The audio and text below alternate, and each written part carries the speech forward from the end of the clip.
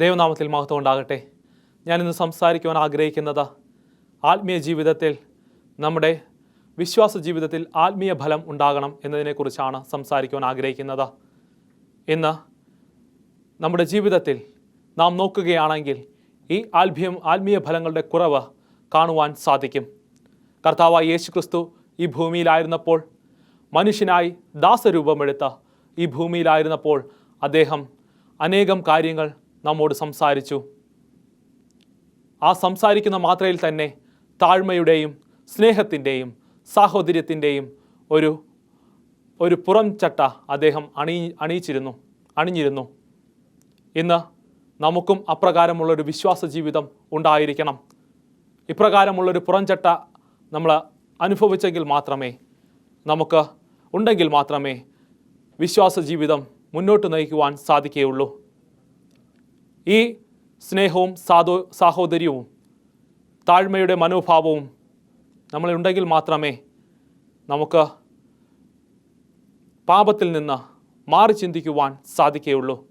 ഈ ലോകത്തായിരിക്കുമ്പോൾ, ആധുനിക ലോകത്തായിരിക്കുമ്പോൾ സമയത്തിന് ഒരു പരിധിയും ഇല്ല. എല്ലാവരും സമയത്തിൻ്റെ പുറകെ പോകുന്നു. ദൈവസന്നിധിയിൽ അല്പനേരം ദൈവവചനം കേൾക്കുവാൻ പോലും സമയമില്ലാതെ എന്തിനോ വേണ്ടി മനുഷ്യർ ഓടിക്കൊണ്ടിരിക്കുന്നു.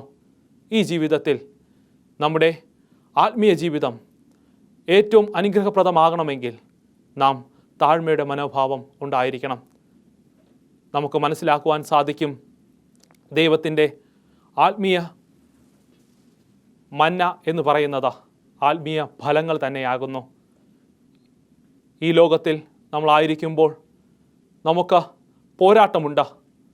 നാം ഈ ലോകത്തോട് പോരാടേണ്ടിയിരിക്കുന്നു എന്ന് ദൈവവചനം നമ്മെ ഓർമ്മപ്പെടുത്തുന്നു.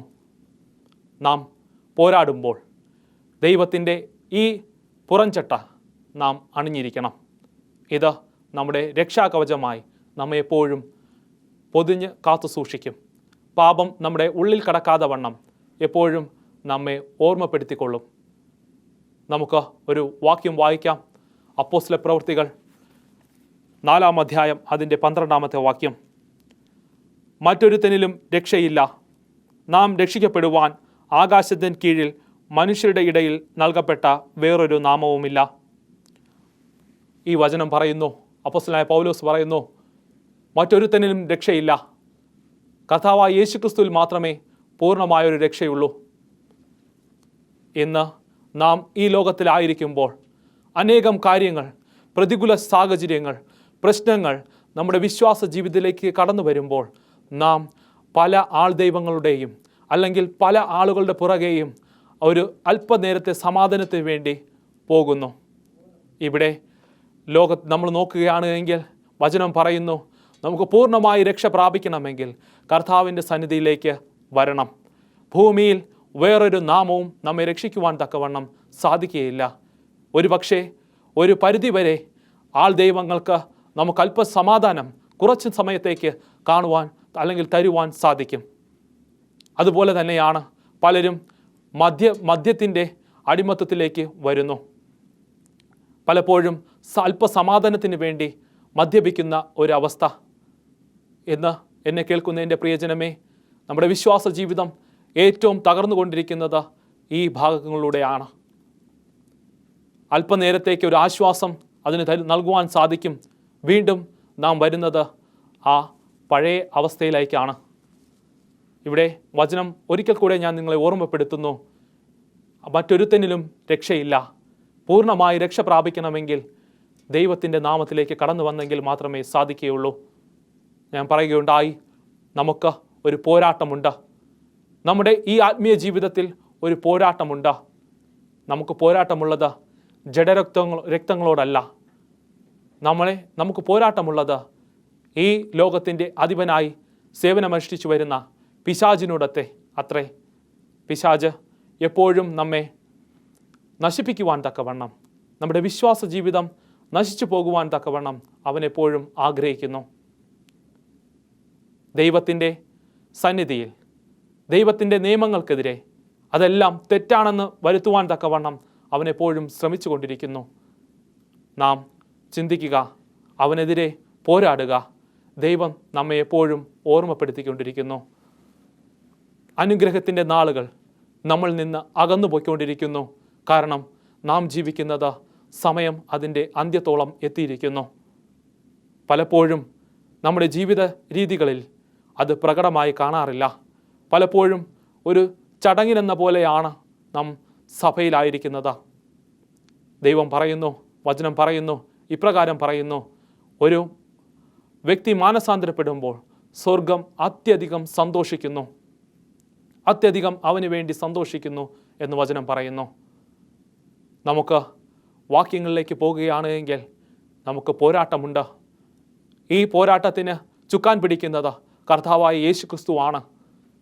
നമ്മളെപ്പോഴും അവൻ്റെ കൃപ നൽകി എപ്പോഴും നമ്മെ സൂക്ഷിച്ചുകൊണ്ട്, അല്ലെങ്കിൽ നമ്മെ കരുതിക്കൊണ്ട് അവൻ്റെ കരങ്ങൾ എപ്പോഴും ഉണ്ടായിരിക്കും. അവൻ മുൻപിലും പുറകിലും നിന്ന് നമ്മളെ ഈ പോരാട്ടത്തിൽ നയിക്കും. ഈ പോരാട്ടത്തിൽ പങ്കെടുക്കുവാൻ നിനക്ക് ഇന്ന് ആഗ്രഹമുണ്ടോ?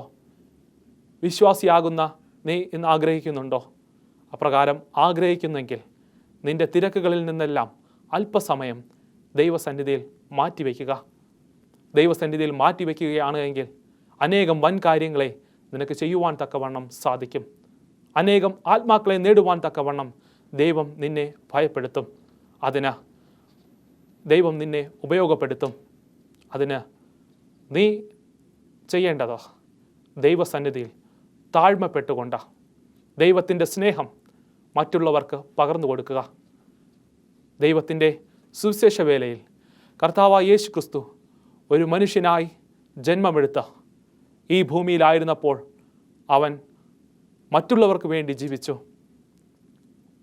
അവരെ സന്തോഷപ്പെടുത്തുന്നതിന് വേണ്ടി, അവർക്ക് സമാധാനം നൽകുന്നതിന് വേണ്ടി, അവർക്കല്പം ആശ്വാസം നൽകുന്നതിന് വേണ്ടി അവൻ തൻ്റെ ജീവിതം ഉപയോഗിച്ചു. ഒരു മനുഷ്യനായി തന്നെ ദൈവം ഈ ഭൂമിയിൽ ആയിരുന്നു. അവൻ എപ്പോഴും മറ്റുള്ളവർക്ക് സന്തോഷം പകരുവാൻ ശ്രമിച്ചു കൊണ്ടിരുന്നു. അപ്രകാരം ഒരു ആത്മീയ ജീവിതമാണ് നാമും നയിക്കേണ്ടത്. നമ്മുടെ സഭകളിലും അപ്രകാരം ഒരു ആത്മീയ അന്തരീക്ഷം ഉണ്ടാക്കിയെടുക്കേണ്ടത് നമ്മുടെ കടമയാകുന്നു. കാരണം വചനം പറയുന്നു, നാം എന്ന് പറയുന്നത് കർത്താവായ യേശുക്രിസ്തുവിൻ്റെ ശരീരത്തിലെ അവയവങ്ങളാകുന്നു.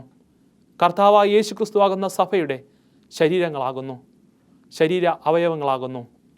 ഈ അവയവങ്ങൾ ഒരുപോലെ പ്രവർത്തിക്കേണ്ടത് ഏറ്റവും അഭികാമ്യമായ ഒരു ഘടകമാകുന്നു. അപ്രകാരം പ്രവർത്തിച്ചെങ്കിൽ മാത്രമേ സഭ മുന്നോട്ട് നീങ്ങുകയുള്ളൂ, സഭ വളരുകയുള്ളൂ. അപ്രകാരം വളരണമെങ്കിൽ നമ്മുടെ ആത്മീയ ജീവിതം ഏറ്റവും ഭംഗിയുള്ളതാക്കി തീർക്കണം, ഏറ്റവും ഉത്തമം ആയി തീർക്കണം, ഏറ്റവും കുറ്റമറ്റത് ആക്കി തീർക്കണം. ദൈവം നിന്നെ ഓർമ്മപ്പെടുത്തുന്നു, എപ്പോഴും നീ അപ്രകാരമുള്ളൊരു ദൈവഭയത്തിലായിരിക്കുക. ഇവിടെ വചനം പറയുന്നു, ഫിലിപ്പിയർക്ക് എഴുതിയ ലേഖനം 4-ാം അധ്യായം അതിൻ്റെ 19-ാമത്തെ വാക്യം. അപ്പോസ്തലനായ പൗലോസ് ഫിലിപ്പിയരോട് സംസാരിക്കുന്നത് ഇപ്രകാരമാണ്. ഫിലിപ്പിയർക്ക് എഴുതിയ ലേഖനം 4-ാം അധ്യായം അതിൻ്റെ 19-ാമത്തെ വാക്യം. എൻ്റെ ദൈവമോ നിങ്ങളുടെ ബുദ്ധിമുട്ടൊക്കെയും മഹത്വത്തോടെ തൻ്റെ ധനത്തിനൊത്തവണ്ണം ക്രിസ്തുയേശുവിൽ പൂർണ്ണമായും തീർക്കും. തൻ്റെ ധനത്തിന് ഒത്തവണ്ണം ക്രിസ്തുയേശുവിൽ എൻ്റെ ദൈവം പൂർണ്ണമായും തീർക്കും. പലപ്പോഴും അല്പമായിട്ടല്ല എൻ്റെ ദൈവം തീർക്കുന്നത്, പൂർണ്ണമായിട്ടത്രേ എൻ്റെ ദൈവം തീർക്കുന്നത്. എൻ്റെ ദൈവം നിന്നോട് കൂടെയുണ്ട്. നീ ഇന്ന് ദൈവത്തെ വിശ്വസിക്കുന്നുണ്ട് എങ്കിൽ അവൻ്റെ സന്നിധിയിലേക്ക് കടന്നു വരിക. അവൻ നിന്നെ ധാരാളമായി അനുഗ്രഹിക്കും. എപ്പോഴും ദൈവം ആഗ്രഹിക്കുന്നു, എൻ്റെ സൃഷ്ടി നഷ്ടപ്പെട്ടു പോകാതെ അവൻ എന്നിലേക്ക് കടന്നു വന്നാൽ അവനെ പൂർണ്ണമായി രക്ഷിക്കുവാൻ തക്കവണ്ണം രക്ഷാപദ്ധതി ഒരുക്കിയിരിക്കുന്നു. അവൻ നമുക്ക് വേണ്ടിയാണ് കാൽവറി ക്രൂശിൽ യാഗമായി തീർന്നത്, നമുക്ക് വേണ്ടിയാണ് കഷ്ടപ്പാടുകൾ അനുഭവിച്ചത്. നമ്മുടെ പാപത്തിൻ്റെ അനന്തരഫലമായിട്ടാണ് അവൻ ഇതെല്ലാം നമുക്ക് വേണ്ടി ചെയ്തത്. അവൻ ഒന്നിനും കാരണമല്ല. അവൻ്റെ പാപങ്ങൾക്ക് അവനിൽ പാപമില്ലായിരുന്നു. പാപത്തെ രുചിച്ചറിയുവാൻ അവൻ ഒരിക്കലും ഇടവന്നിട്ടില്ല. ഏറ്റവും ഹീനമായ, വൃത്തിഹീനമായ അല്ലെങ്കിൽ സമൂഹത്തിൽ ഏറ്റവും ഹീനം പ്രവർത്തികൾ ചെയ്തിരുന്ന ഒരു സമൂഹത്തിലായിരുന്നു ദൈവം ജനിച്ചതും ജീവിച്ചതും. എന്നിരുന്നാൽ പോലും പാപത്തെ രുചിച്ചറിയുവാൻ ഒരു ഹിതം അവനിലില്ലായിരുന്നു.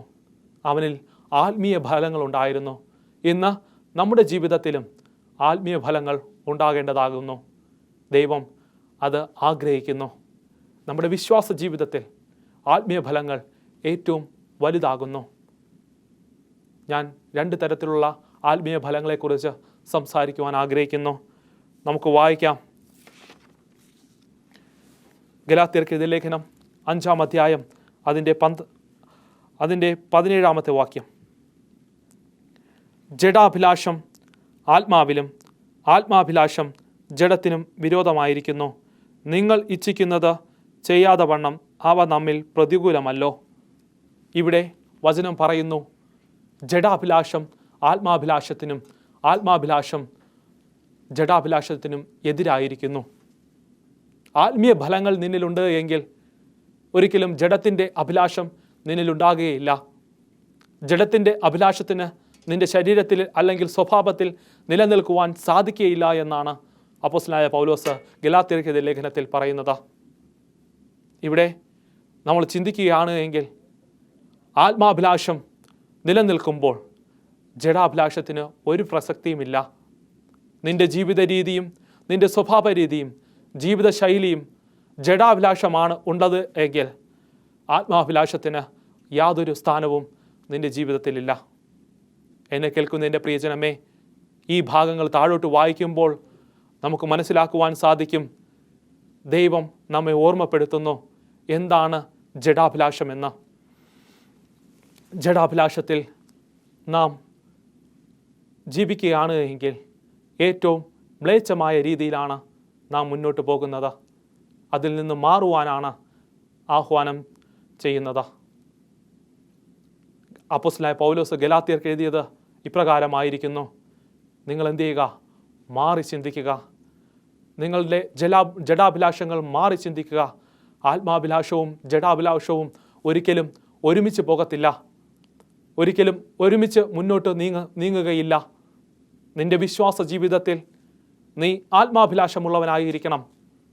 ഗലാത്യർക്കെഴുതിയ ലേഖനത്തിൽ ഇപ്രകാരം നമ്മെ ഓർമ്മപ്പെടുത്തുന്നു. ഞാൻ വായിക്കുവാൻ ആഗ്രഹിക്കുന്നു, എന്താണ് ജഡാഭിലാഷം.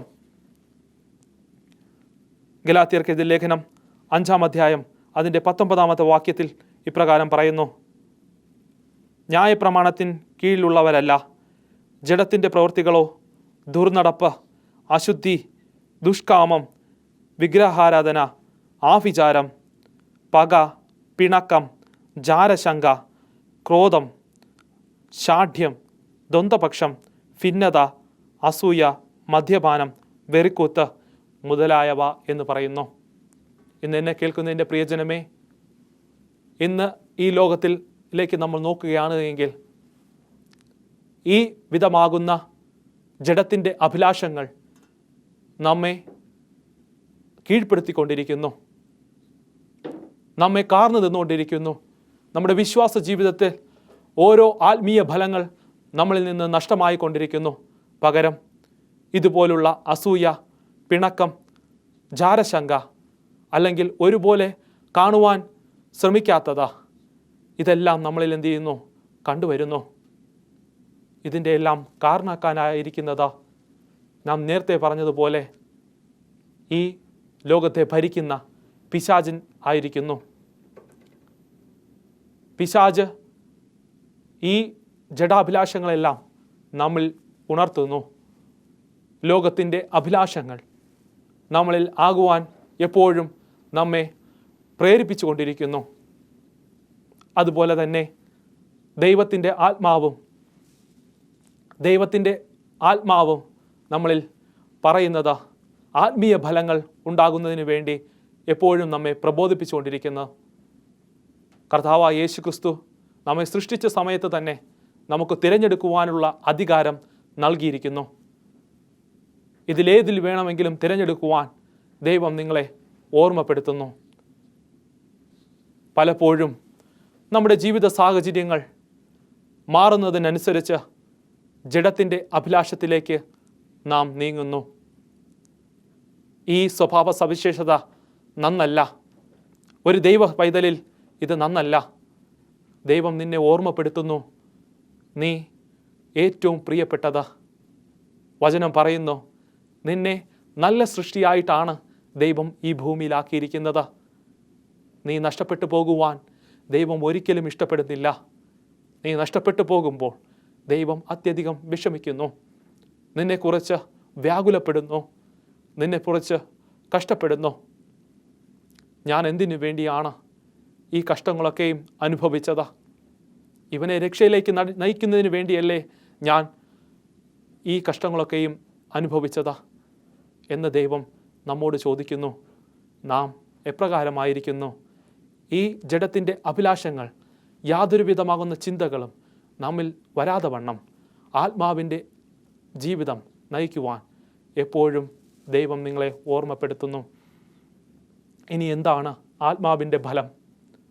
ഗലാത്യർക്കെതിരെ ലേഖനം 5-ാം അധ്യായം അതിൻ്റെ 22-ാമത്തെ വാക്യത്തിൽ തന്നെ ഈ ആത്മാഭിലാഷത്തെക്കുറിച്ച് വചനം നമ്മെ ഓർമ്മപ്പെടുത്തുന്നു.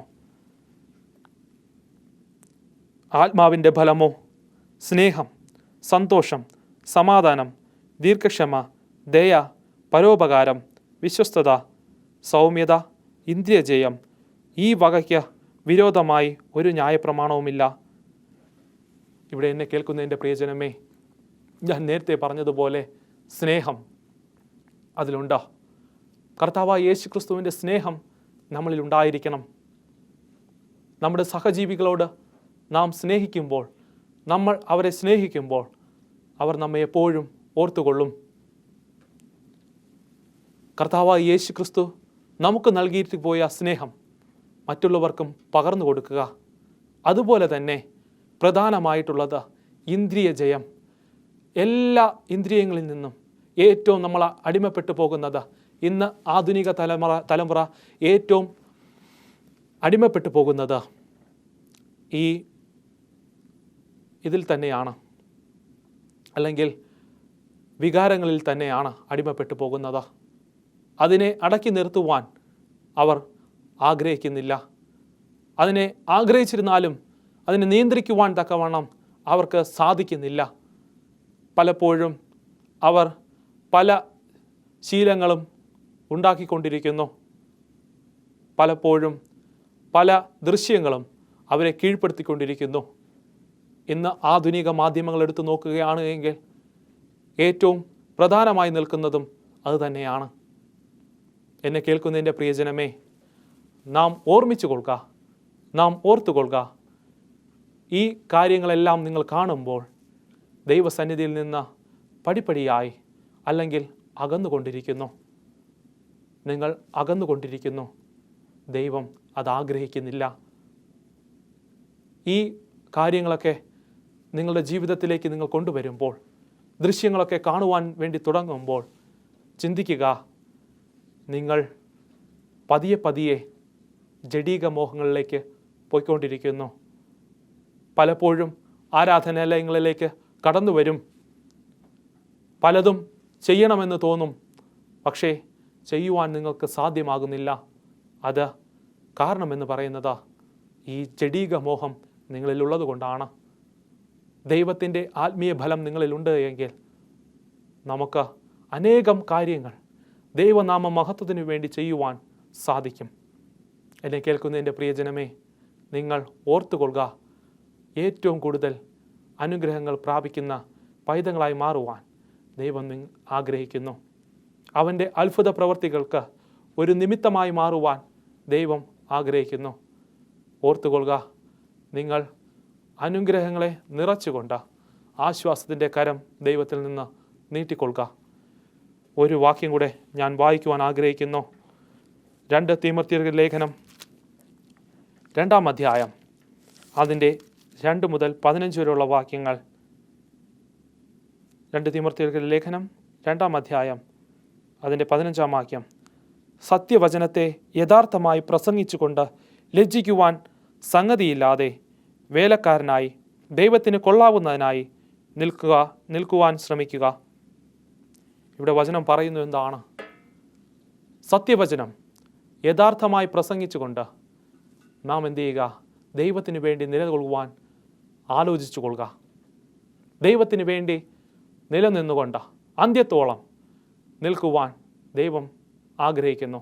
അപ്പോസ്തലനായ പൗലോസ് തൻ്റെ ആദ്യത്തെ മിഷണറി യാത്രയിൽ കല്ലുകൾ അദ്ദേഹത്തിനോട് കഥ പറഞ്ഞപ്പോൾ അദ്ദേഹം പറഞ്ഞത്, കല്ലുകൾ ആലിപ്പഴങ്ങളായി പൊയ്തുകൊണ്ടിരിക്കുന്നു, ഞങ്ങൾക്കോ യാതൊരു കുറവുമില്ല. ഞങ്ങൾ ഇനിയും ദൈവവചനം ഞങ്ങളുടെ ജീവിതത്തിനെ കുറിച്ച് ഞങ്ങൾക്കൊരു ഭാരവുമില്ല. ഞങ്ങളെ ജീവൻ നഷ്ടപ്പെട്ടിരുന്നാലും ദൈവത്തിൻ്റെ വേല അത്യധികമായി ചെയ്യുക തന്നെ ചെയ്യുമെന്ന് അദ്ദേഹം ഉറപ്പിച്ച് പറഞ്ഞു. ആ ഒരു ഉറപ്പാണ് നമ്മുടെ ജീവിതത്തിൽ വേണ്ടത്. ഇന്ന് ആത്മീയ ഫലങ്ങൾക്ക് നിലകൊള്ളുവാൻ, ആത്മീയ ഫലങ്ങൾക്ക് വേണ്ടി നിലകൊള്ളുവാൻ തക്കവണ്ണം നാം എപ്പോഴും ഓർത്തുകൊള്ളുക. നമ്മിൽ ആത്മീയ ഫലം ഉണ്ടായിരിക്കണം. അതിനുവേണ്ടി പോരാടണം. അന്ത്യത്തോളം തന്നെ ദൈവസന്നിധിയിൽ പോരാടുമ്പോൾ ആ വിശ്വാസത്തിൻ്റെ വലിയൊരു ജീവിതം നിങ്ങൾക്കായി തുറക്കും.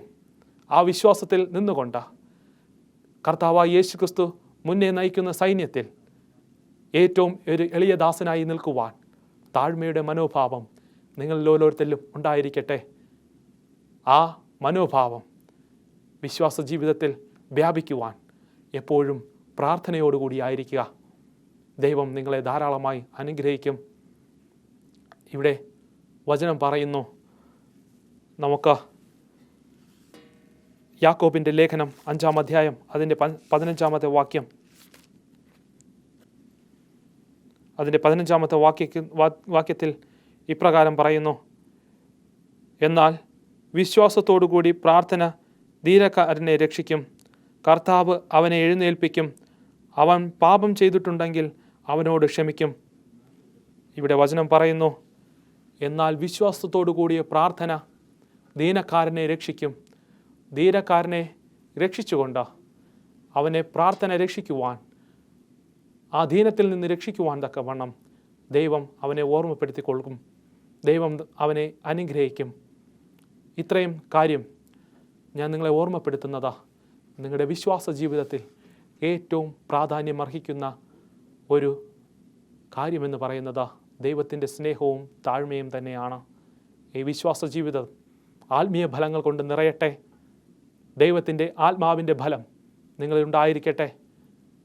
ജഡമോഹങ്ങളോടല്ല, ആത്മീയ മോഹങ്ങളോട് ഏറ്റവും പ്രാധാന്യമുള്ള അർഹിക്കുന്നതുവരെ പോലെ ആകുവാൻ തക്കവണ്ണം എപ്പോഴും നിങ്ങൾ ഓർമ്മപ്പെടുത്തിക്കൊള്ളുക.